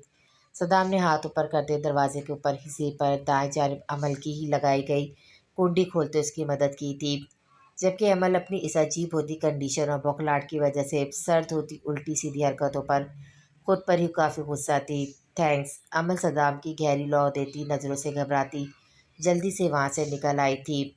ये मुझे क्या हो रहा है? मैं क्यों शख्स के सामने इतना अजीब बिहेव करने लगती हूँ? और वो घटिया ठरकी शख्स अभी कैसे मुझे मुस्कुरा कर देख रहा था? वैसे तो बड़ा शरीफ बनता है, छिचोरा कहीं का। अमल अपने रूम में आकर बेड पर औंधे मुगिरती अपने साथ साथ सद्दाम को भी कोसने लगी थी। तुम खुद भी तो यही चाहती थी, अब बुरा क्यों लग रहा है जब वो वाकई तुम्हारी तरफ मुतवज्जा हो रहा है? तुम्हें तो खुश होना चाहिए, तुम तो अपने प्लान में कामयाब हो रही हो ना। उसके अंदर से उठती आवाज़ ने उसे कुछ पल के लिए खामोश करवा दिया था। वाकई मुझे तो खुश होना चाहिए, सदाम जाफिर मेरे जाल में फंस रहा है, फिर मुझे अजीब क्यों लग रहा है? मेरे दिल इस कदर बेचैन क्यों हो रहा है? क्या मैंने ये तरीका अपना कर कुछ गलत तो नहीं कर दिया? अमर का दिमाग अपनी ही सोचों में उलझकर इस वक्त इस कदर घूम घूम चुका था कि वो भूल गई थी कि अभी उसे सदाम के खिलाफ एक और चाल चलनी थी। मोबाइल की वाइब्रेशन पर होश पे आते ही अमल जल्दी से सीधी हुई थी। हाँ कबीर बोलो। ओके ठीक है, मैं बस अभी आती हूँ, तुम वहीं पर वेट करो। अमल बेड से उठकर अपने बैग की जानिब बढ़ी थी। बैग से फाइल निकालकर अपनी नज़रों के सामने करते अमल के चेहरे पे एक शैतानी चमक वाज़ेह हुई थी। सदाम जाफिर, आज बहुत मज़ा आने वाला है। क्या मंज़र होगा वो जब तुम सबके सामने बेइज्जत होगे। तुम्हारा सर झुका हुआ देखना, आप जैसे तुमने मेरे बाबा का सर झुकाया था। मेरी ज़िंदगी की सबसे बड़ी ख्वाहिश आज पूरी होने वाली है।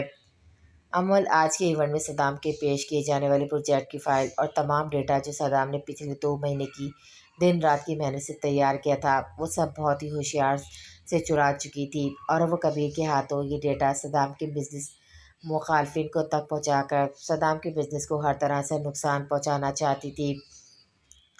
وہ شال اپنے گرد اچھے سے اڑتی بیگ اس میں چھپاتی کمرے سے نکل آئی تھی۔ ایونٹ شروع ہونے سے پہلے عمل کو یہ سارا ڈیٹا کبیر کے ذریعے صدام کے بزنس ریوالورز تک پہنچانا تھا۔ سر، آپ کا شک ٹھیک نکلا۔ صدام جعفر کے اسٹاف میں کوئی انسان ان کے خلاف کام کر رہا ہے جس نے آج کی میٹنگ میں صدام جعفر کی پروجیکٹ فائلز اور ڈیٹا چوری کر کے ان کے مخالفین تک پہنچانے کی کوشش کی ہے۔ آپ کے کہنے کے مطابق اگر بروقت ایکشن نہ لیتے تو دشمن اپنی سازش میں ضرور کامیاب ہو جاتا۔ اندھیرے کمرے میں ریولنگ چیئر پر جھولتے فون کے اسپیکر سے جیسے جیسے آواز اس کے کانوں میں پڑ رہی تھی، اس کے چہرے کے پتریلے تاثرات میں مزید اضافہ ہو رہا تھا۔ سگریٹ کا دھواں آج ہی پورے کمرے میں پھیلا ہوا تھا۔ ایک بات اور پتہ چلی ہے سر، یہ غدار کوئی مرد نہیں بلکہ ان کے اسٹاف کی کوئی لڑکی ہے۔ اپنے ساتھی کی اگلی باتوں شخص کی پیشانی پر موجود سلوٹوں پہ مزید اضافہ ہوا تھا۔ سر، وہ لڑکی فاریہ بھی ہو سکتی ہے۔ ابھی کچھ دن پہلے اس کا صدام جعفر سے بہت برا جھگڑا ہوا ہے۔ وہ آفس اسٹاف کا حصہ تو نہیں مگر کسی اور سے یہ کام کروا سکتی ہے۔ اور ہاں، آج کل صدام جعفر کی سیکرٹری ان کے کافی کلوز ہے۔ فون پر بات کرتا اس کا ساتھی اسے بنا کچھ بولے ہی اس کے مزاج سے اچھی طرح واقف ہونے کی وجہ سے خود ہی ہر بات بتاتا جا رہا تھا۔ صدام جعفر کی سیکرٹری کا مکمل ڈیٹا کل مجھ تک پہنچ جانا چاہیے۔ اتنی ساری باتوں کے جواب میں مختصر الفاظ میں حکم صادر کرتے وہ فون بند کر گیا تھا۔ کال کاٹتے ہی میسج رنگ ٹون پر جیسے اس نے نوٹیفیکیشن اوپن کیا، سامنے موجود ٹیکسٹ دیکھ کر تھوڑی دیر پہلے کا غصہ غائب ہو کر اس کے ہونٹوں پہ گہری مسکراہٹ بکھر گیا تھا۔ میری معصوم ڈیٹیکٹیو، زیر لب بڑبڑاتے اس کے چہرے پر موجود مسکراہٹ مزید گہری ہوئی تھی جب کان میں پڑتی آواز پر اچانک اس کی مسکراہٹ غائب ہوئی تھی۔ حرمت کی پیاز کے تحت آنکھ کھلی تھی۔ اس کی نظر سب سے پہلے بیڈ کی جانب اٹھی تھی۔ پچھلے 2 دن سے وہ مسلسل یزدان کی جاسوسی میں لگی ہوئی تھی مگر ابھی تک اس کے ہاتھ کوئی ثبوت نہیں لگا تھا۔ ڈاکٹر سے بھی اس نے 2 بار فون کر کے پوچھا تھا مگر اس نے وہی بتایا تھا جو یزدان کی رپورٹس پر لکھا ہوا تھا۔ اب تو حرمت کو بھی یہ شک اپنا وہم ہی لگنے لگا تھا۔ بیڈ پر یزدان کو سر تک کمبل تانے دیکھ کر وہ ٹیبل کی جانب پڑی تھی۔ پانی پی کر جیسے ہی واپس سونے لگی، نہ جانے کس خیال کے تحت وہ دبے قدموں سے چلتی بیڈ کی جانب پڑی تھی۔ بہت ہی محتاط انداز میں کمبل ایک کونے سے پکڑ کر اس نے جیسے ہی ذرا سا کھسکایا، سامنے کا منظر دیکھ کر اس کی آنکھیں پھٹی کی پھٹی رہ گئیں۔ وہاں یزدان کا نام و نشان نہیں تھا مگر تکیوں کا ڈھیر کمبل کے نیچے ایک ترتیب سے سیٹ کر کے دیکھنے والے کو بے وقوف بنانے کی کوشش کی گئی تھی۔ کس قدر شاطر اور چالباز انسان ہے یہ تو! اس کا مطلب میرا شک ٹھیک نکلا، یہ واقعی پاگل نہیں ہے، یہ سب جان بوجھ کر رہا ہے۔ حرمت کمبل دور اچھالتے غصے سے بولی۔ حرمت کا چہرہ ہی سوچ کر خفت اور غصے کی شدت سے لال ہو چکا تھا کہ پچھلے ان دنوں سے وہ پاگل پن کی جو حرکتیں کر رہا تھا وہ سب اس کا ناٹک تھا۔ چھوڑوں گی نہیں میں اسے، مگر یہ اس وقت ہوگا کہاں اور کیا کر رہا ہوگا؟ مجھے دیکھنا چاہیے، کیا پتہ میں اسے رنگے ہاتھوں پکڑ سکوں۔ حرمت بنا لائٹ آن کیے خاموشی سے روم کا دروازہ بند کرتی باہر نکل گئی تھی۔ فرسٹ فلور پر اور گراؤنڈ فلور کے سارے روم چیک کرنے کے بعد وہ سیکنڈ فلور کی جانب پڑی تھی۔ رات کے اس پہر اتنے بڑے بنگلے میں مٹر گشت کرتے اس کا سانس اب بری طرح پھول چکا تھا۔ اوپر کے بھی تمام روم دیکھنے کے بعد وہ پرجوش ہوتی واپس پلٹی۔ اسے یقین ہو چکا تھا یزدان گھر میں نہیں ہے۔ اب وہ صدام اور باقی سب کو بلا کر ان پر یزدان کا پول کھول دے گی۔ واپس مڑتے اس کی نظر سیڑھیوں کی دائیں جانب سے بنے ایک اکیلے روم پہ پڑی تھی جس کا دروازہ بالکل بند تھا۔ اوہ، یہ روم تو میں نے چیک ہی نہیں کیا۔ حرمت سر پہ ہاتھ مارتی دل کی تسلی کرنے اس کی جانب بڑھ گئی تھی اور اپنے جوش میں سائڈ پر رکھے گلدان کو نہیں دیکھ پائی تھی۔ جب بازو لگنے کی وجہ سے وہ زمین بوس ہوتا، خاموش فضا میں شور برپا کر گیا تھا مگر حرمت اس پر دھیان دیے بغیر جلدی سے روم میں داخل ہوئی تھی جہاں پھیلا دھواں اس کے نتھوں میں گھستا اس نازک جان پر کھانسی کا عذاب لے آیا تھا۔ حرمت کھانسنے کے ساتھ ساتھ گہری نظروں سے ارد گرد کا جائزہ لیتے آگے بڑھی تھی جب اچانک کسی نے اس کی کمر کے گرد بازو حمائل کرتے ایک جھٹکے سے اسے اپنے قریب کیا تھا۔ اس اچانک حملے پہ حرمت کو اپنی سانسیں رکتی محسوس ہوئی تھی، دل اچھل کر حلق میں آن پہنچا تھا۔ وہ اس سخت گرفت سے نکلنے کے لیے چیخنا چاہتی تھی، مذمت کرنا چاہتی تھی مگر سامنے کھڑے شخص کو دیکھ کر اس کی آنکھیں حیرت اور خوف کی زیادتی سے پھٹ چکی تھی۔ تم یہاں! حرمت اپنے سامنے خود اس نقاب پوش کی گرفت میں قید دیکھ کر ساکت ہو چکی تھی۔ حرمت کو دھوئیں کی وجہ سے ابھی بھی بہت کھانسی آ رہی تھی۔ ایک طرف کھانسی سے بے حال ہوتی، دوسری جانب خود کو اس نقاب پوش سے چھڑوانے کی کوشش کر رہی تھی جو پہلے یوں نہیں اور اب اسے گھر تک پہنچ چکا تھا۔ اندھیرے کی وجہ سے حرمت اس کو ٹھیک سے دیکھ نہیں پا رہی تھی۔ حرمت کی آنکھیں آنسو بہہ نکلے تھے جس پر شاید مقابل اس پر ترس کھاتا۔ اسے اسی طرح اپنے بازو کے گھیرے میں لیے کھڑی کھڑکی کی جانب بڑھا دیکھا تھا۔ کھڑکی کا پٹ وار کرتے تازہ ہوا کا جھونکا حرمت کی نتھوں سے ٹکراتا اس کو کسی حد تک نارمل کر گیا تھا۔ چھوڑو مجھے، تم ہو کون اور کیا کر رہے ہو یہاں؟ حرمت اپنے گرد حصار قائم کیے اس کے بازو کو ہٹاتے تیش بھرے لہجے میں بولی، وہ تو یہاں اپنے شوہر کی تلاش میں نکلی تھی مگر یہاں یہ نقاب پوش اسے دوبارہ مل گیا تھا۔ کہیں یہ کوئی دہشت گرد تو نہیں؟ ایک منٹ، یہ حرمت کچھ اور ہی سوچی تھی کہ اچانک اس کے ذہن میں دھماکہ ہوا تھا۔ کوئی اور شخص بھلا اتنی ٹائٹ سیکورٹی کی وجہ سے رحمانی ہاؤس میں آ ہی نہیں سکتا تھا، تو پھر کہیں یہ نقاب پوش یزدان تو نہیں؟ حرمت کے تجسس اور بے چینی میں اضافہ ہوا تھا۔ اسے کسی شک کے تحت نظر اٹھا کر غور سے مقابل کی جانب دیکھا تھا جو پہلے انتہائی فرصت سے حرمت کے نقوش کا جائزہ لے رہا تھا، جسے حرمت کے دل و دماغ میں چلتی ہر الجھن کا پتہ اس کے چہرے سے چلا لینا چاہتا ہو۔ حرمت اس کے کچھ نہ بولنے پر مزید شک میں مبتلا ہوتی، خود میں ہمت پیدا کرتے جلدی سے ہاتھ بڑھا کر اس کا نقاب پکڑ کر کھینچنا چاہا تھا مگر مقابل بھی اس سے اتنا بے خبر نہیں تھا۔ فوراً سے پہلے اس نے حرمت کے دونوں ہاتھ تھام کر واپس اس کی کمر پر موڑ دیے تھے۔ تم ہر بار ایسی حرکتیں کیوں کرتی ہو کہ مجھے تمہیں اس کا پے بیک کرنا پڑتا ہے؟ نقاب پوش کی گمبھیر بھاری آواز حرمت کو یزدان کی آواز جیسے بالکل بھی نہیں کی تھی۔ بے شک آواز کا گمبھیر پن ملتا جلتا تھا مگر ان کی ایکسنٹ میں زمین آسمان کا فرق تھا۔ حرمت کو اس کی بات پر خوف سا محسوس ہوا تھا۔ لاسٹ ٹائم بھی اسے یاد تھا کیسے اس شخص نے اسے اتنا ٹائم آفس میں اپنے ساتھ باندھ رکھا تھا اور آخر میں زبردستی بینڈش بھی کروائی تھی۔ تم یزدان رحمانی ہونا بہت ناٹک کر لیا تم نے، پاگل ہونے کا اور نہیں۔ میں سب جان چکی ہوں اب تمہارے بارے میں اور کل ہی سب گھر والوں کو تمہاری اصلیت بتا دوں گی۔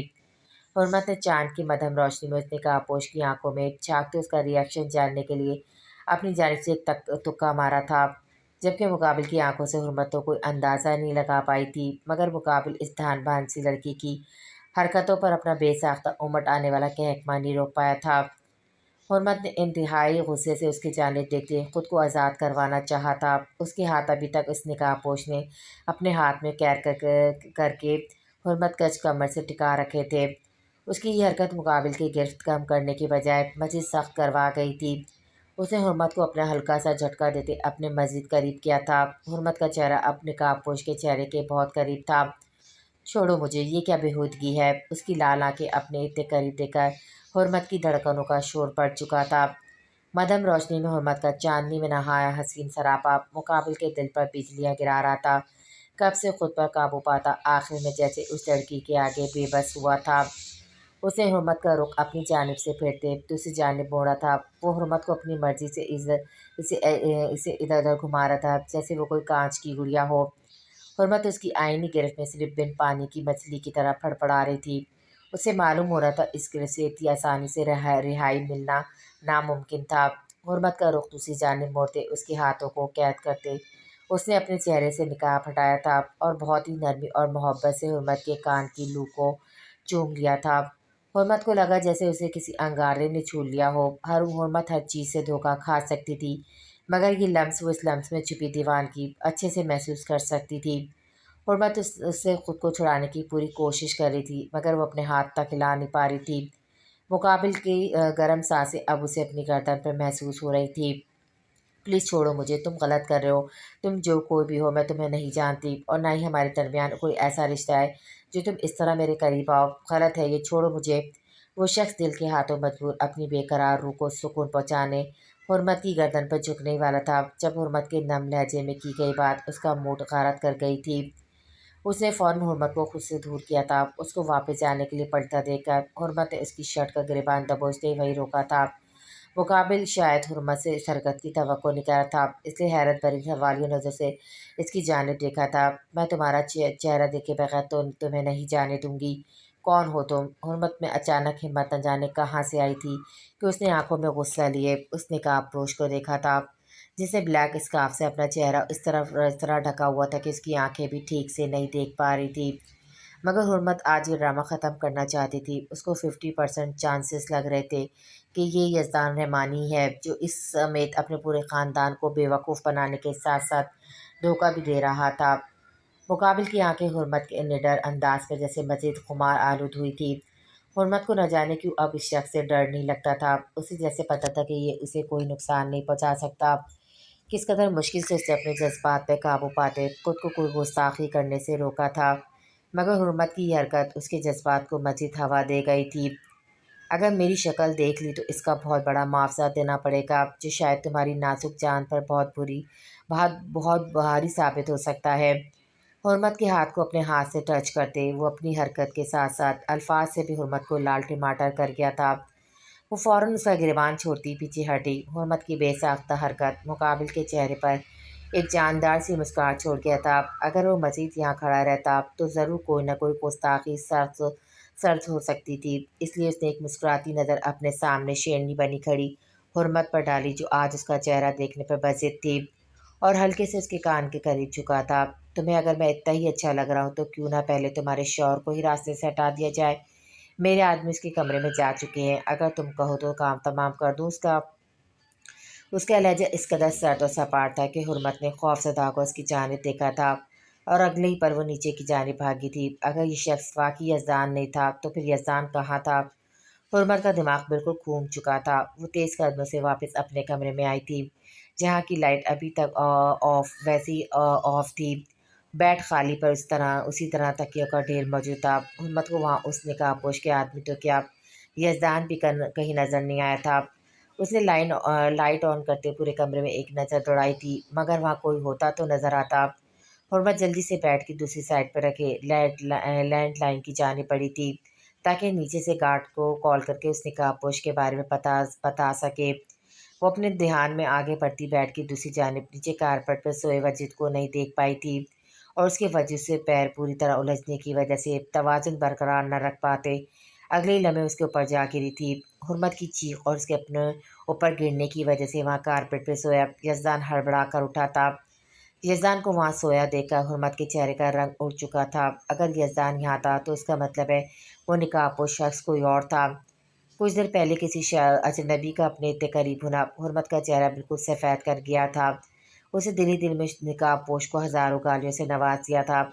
حرمت اپنی سوچوں میں اس بری طرح الجھی ہوئی تھی کہ وہ یہ فراموش کر گئی تھی کہ وہ اپنے بستر پر نہیں بلکہ یزدان رحمانی کے اوپر لیٹی ہوئی ہے جو بہت ہی غور سے اس کے چہرے کے اتراؤ چڑھاؤ ملازمہ فرما رہا تھا۔ تم یہاں پر کیا کر رہے ہو؟ حرمت اچانک ہوش میں آتی اس کے اوپر سے اٹھنے کی کوشش کرتی بولی۔ جو بازو اس کے گرد پھیلا اس کی کوشش ناکام بنا چکا تھا۔ کرکٹ کھیل رہا تھا۔ یزدان نے چہرے پر اپنی مخصوص مسکراہٹ سجائے بہت ہی سکون سے جواب دیا تھا جس پر حرمت کا دل چاہا اس ڈرامے باز شخص کا منہ توڑ دے۔ تم نے بیڈ پر وہ تکیے کیوں جوڑے؟ چھوڑو مجھے۔ حرمت مسلسل اس سے خود کو چھڑانے کی کوشش کرتی ساتھ ساتھ تھانے داری بنی سوال بھی کر رہی تھی۔ تم جو 2 دن سے رات کو بار بار اٹھ کر مجھے دیکھتی ہو کہ میں سو رہا ہوں یا نہیں تو سوچا کیوں نہ تمہاری خواہش پوری کر دوں۔ یزدان جس انداز میں اسے جواب دے رہا تھا وہ حرمت کو ایک بار پھر شک میں مبتلا کر گیا تھا۔ اوپر روم میں وہ نقاب پوش تم ہی تھے نا؟ تم پاگل تو نہیں ہو نا؟ جان بوجھ کر کر رہے ہو نا یہ سب؟ حرمت کی بات پر اس کی گرفت ڈھیلی ہوئی تھی جس پر حرمت فوراً اس کے ساتھ سے نکلی تھی۔ میں سب کو کب سے یقین دلا رہا ہوں میں پاگل نہیں ہوں۔ شکر ہے کسی کو تو یقین آیا میں پاگل نہیں ہوں۔ تم پلیز بتاؤ نا سب کو یہ بات۔ اس نے ایک جاندار کہکمہ لگاتے حرمت کی جانب دیکھا تھا جو اب پھر اس کے پاگلوں والے انداز پر ہونک بنی اسے دیکھ رہی تھی۔ تم نہیں میں پاگل ہوں، صرف پاگل نہیں بلکہ بہت بڑی اسٹوپڈ ہوں۔ حرمت کا دماغ اس وقت سخت خراب ہو چکا تھا اور ایک جھٹکے سے یزدان کے قریب سے اٹھتی واپس صوفے کی جانب پڑ گئی تھی۔ اپنی پوری رات اس شخص کی جاسوسی میں برباد کرنے کے بعد اسے ملا کیا تھا؟ صرف ٹھینگا۔ مگر دل میں یہ ڈیسائیڈ کر چکی تھی اگر یہ شخص پاگل نہیں ہے ہوا اور یہ واقعی اس سب کا اس کا ڈرامہ ہوا تو اسے بالکل بھی نہیں چھوڑے گی۔ حرمت خود سے الجھتی بار بار صوفے پہ ادھر سے ادھر کروٹ بدلتی یہ نہیں دیکھ پائی کہ وہ اس وقت کسی کی دو مسکراتی جذباتی لٹاتی محبت بھری نظروں کے احسار میں ہے۔ میری خوانکار جنگلی بلی۔ وہیں کارپٹ پہ لیٹے دونوں بازو کو تکیے کی طرح سر کے نیچے رکھے یزدان رحمانی کا دل چاہا تھا اس لڑکی کو اٹھا کر اپنے سینے میں چھپا لے جو اس کی سانسوں میں بستی تھی، مگر اس وقت وہ شاید زندگی میں پہلی بار اتنا بے بس ہوا تھا۔ وہ چاہ کر بھی اس لڑکی کے سامنے اپنی سچائی ظاہر نہیں کر سکتا تھا۔ اسے ابھی اپنوں کے خون کا بدلہ لینا تھا، جنہیں وہ بہت ہی بے دردی سے اس سے چھین لیا گیا تھا۔ صدام کا یہ ایونٹ بہت اچھا گزرا تھا۔ وہ بہت خوش تھا کیونکہ اس کا پروجیکٹ سلیکٹ کر لیا گیا تھا۔ اسے اس کی محنت کا پھل مل گیا تھا، مگر ایک چیز جو اسے الجھا رہی تھی وہ تھا ایونٹ سے کچھ دیر پہلے اپنے پروجیکٹ کا سارا ڈیٹا اور امپورٹنٹ فائلز اس شخص سے ملنا جو اس کی سب سے بڑی مخالف کمپنی کا مینیجر تھا۔ صدام ایونٹ کے لیے تیار ہو رہا تھا جب اس نے مینیجر نے وہ سارا ڈیٹا صدام کے حوالے کیا تھا جو صدام نے یہاں آنے سے پہلے عمار کو دیے تھے۔ صدام کو کچھ سمجھ نہیں آیا تھا اس شخص کا کیسے شکریہ ادا کرے جس نے مخالفین کا ساتھی ہوتے ہوئے بھی اس کا ساتھ دیا تھا۔ یہ الگ بات تھی کہ صدام یہ نہیں جانتا تھا کہ یہ شخص اس کا مخالف نہیں بلکہ دشمنوں کے بھیس میں اس کے اپنے دوست کا خاص آدمی تھا جو مخالفین میں شامل بھی تھا تو صرف یزدان رحمانی کے کہنے پر۔ اس شخص کے الفاظ ابھی بھی صدام کے کانوں میں گونج رہے تھے، سر جیسے میں آپ کا دشمن نہیں ہوں ویسے ہی آپ کے ساتھ موجود لوگ آپ کے خیر خواہ نہیں ہیں، so please be careful. Saddam اتنا تو جانتا تھا کہ عمار اس کے ساتھ غداری نہیں کر سکتا، وہ بہت عرصے سے اس کے ساتھ کام کرتا تھا، اس کے وفاداروں میں سے ایک تھا، تو پھر کیا عمل نے کیا ہے یہ اب؟ صدام کے دماغ میں اس جانب سوچنا چاہا مگر اس کا دل صاف انکاری تھا۔ نہیں، عمل ایسا کیسے کر سکتی ہے بھلا؟ نہیں، وہ غلط نہیں ہو سکتی۔ صدام نے سختی سے اس خیال کو رد کیا تھا۔ تو کیا پھر یہ فاریہ کی کوئی چال تھی؟ مگر یہ جو کوئی بھی ہے اب مجھ سے بچ نہیں پائے گا، بہت ہو گیا اس چھپن چھپائی کا کھیل، اب میرے دشمن کو میرے سامنے آنا ہی ہوگا۔ صدام ڈریسنگ ٹیبل کے سامنے کھڑا کف لینس بند کرتا اپنی ہی سوچوں میں بری طرح الجھا ہوا تھا۔ وہ لوگ آج صبح ہی کراچی سے واپس آئے تھے۔ صدام نے عمار اور عمل کے سامنے کچھ بھی ظاہر نہیں ہونے دیا تھا۔ بھائی جلدی سے نیچے آ جائیں، مما بلا رہی ہیں آپ کو، فنکشن شروع ہونے والا ہے۔ نبیہ نوک کر کے دروازے کے باہر سے آتی اسے آواز لگاتی واپس پلٹ گئی تھی۔ آج ہمنا کی انگیجمنٹ کا فنکشن تھا جو بہت ہی بڑے پیمانے پر ارینج کیا گیا تھا۔ نبیہ کی آواز پر صدام ہوش کی دنیا میں لوٹتا اپنے بال سیٹ کرتا باہر نکل گیا تھا۔ بڑے سے لان میں بہت ہی زبردست ارینجمنٹ کی گئی تھی۔ فنکشن میں رشتہ داروں اور فیملی فرینڈز کے ساتھ ساتھ ان کے آفس کے اسٹاف کو بھی مدعو کیا گیا تھا۔ لان میں قدم رکھتے ہی صدام کی نظر آفس کی فیمیل اسٹاف کے ساتھ کھڑی عمل پہ پڑی تھی جو آج بھی اپنے روٹین کے گیٹ اپ میں موجود تھی۔ عام سہولیے میں ہونے کے باوجود وہ سب سے منفرد اور دلکش لگ رہی تھی۔ صدام آس پاس کا خیال کیے بغیر جب تک اسے دیکھے گیا تھا۔ کافی خوبصورت معلوم ہوتی ہیں، آنکھیں بھی بہت دلکش ہے۔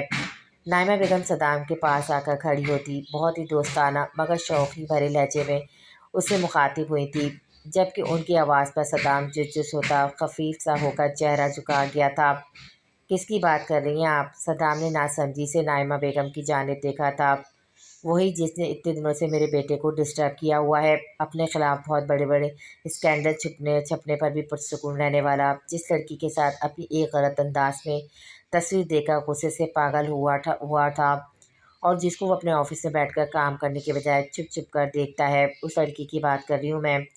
نائمہ بیگم ایک ہی سانس میں بولتی صدام کے سامنے مکمل طور پر واضح کر گئی تھی کہ اس کے معاملات سے بری طرح باخبر ہے۔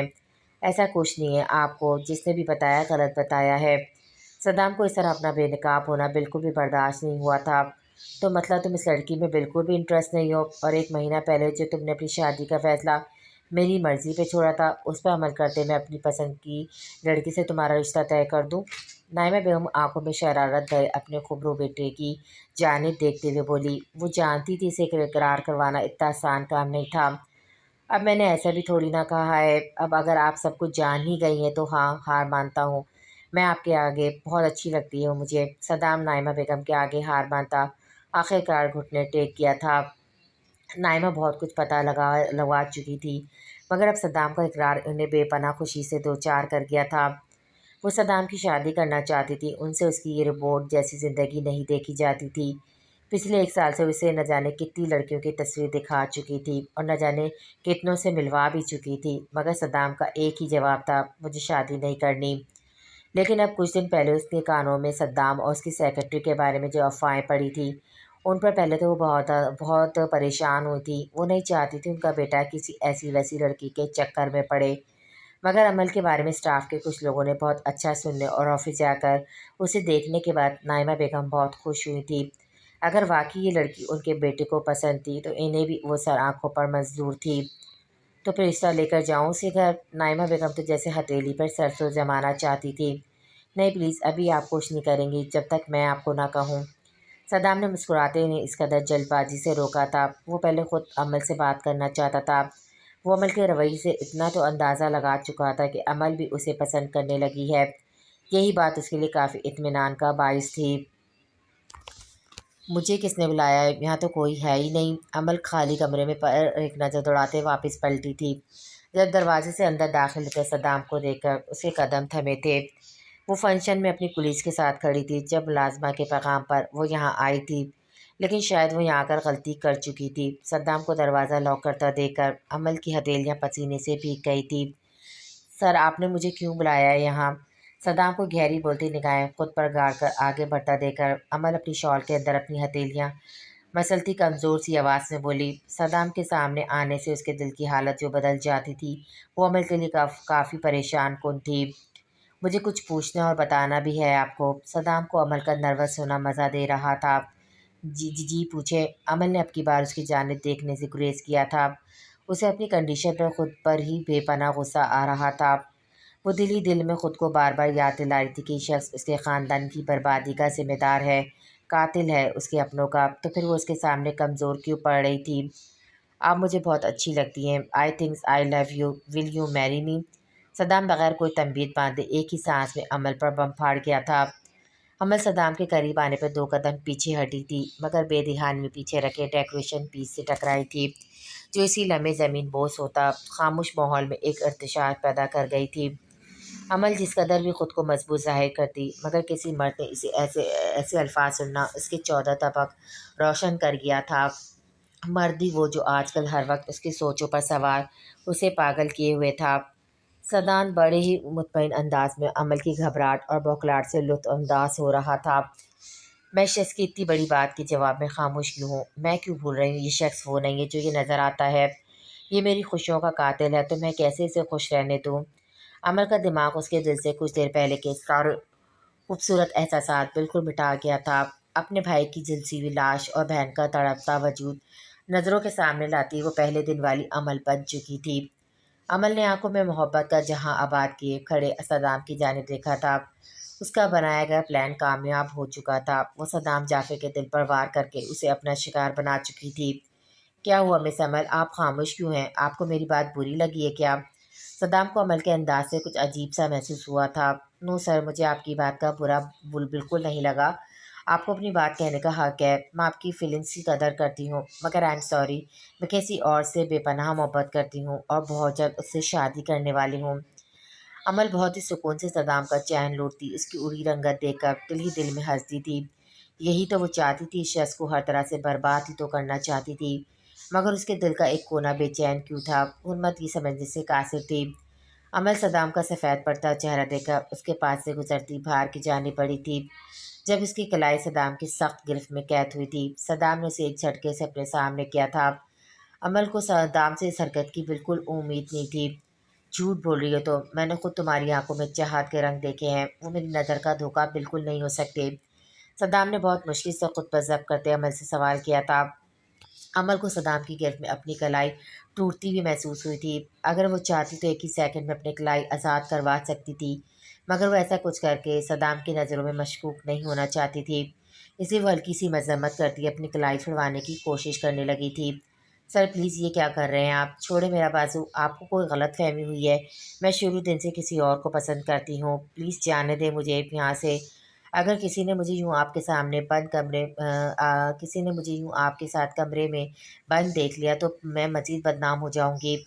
عمل آنکھوں میں آنسو لیے منت بھرے لہجے میں صدام سے مخاطب ہوئی تھی۔ صدام عمل کی بات پر ایک سرد نگاہ اس پر ڈالتا اس کی کلائی آزاد کر گیا تھا۔ آزادی ملتے عمل فوراً روم سے نکل گئی تھی۔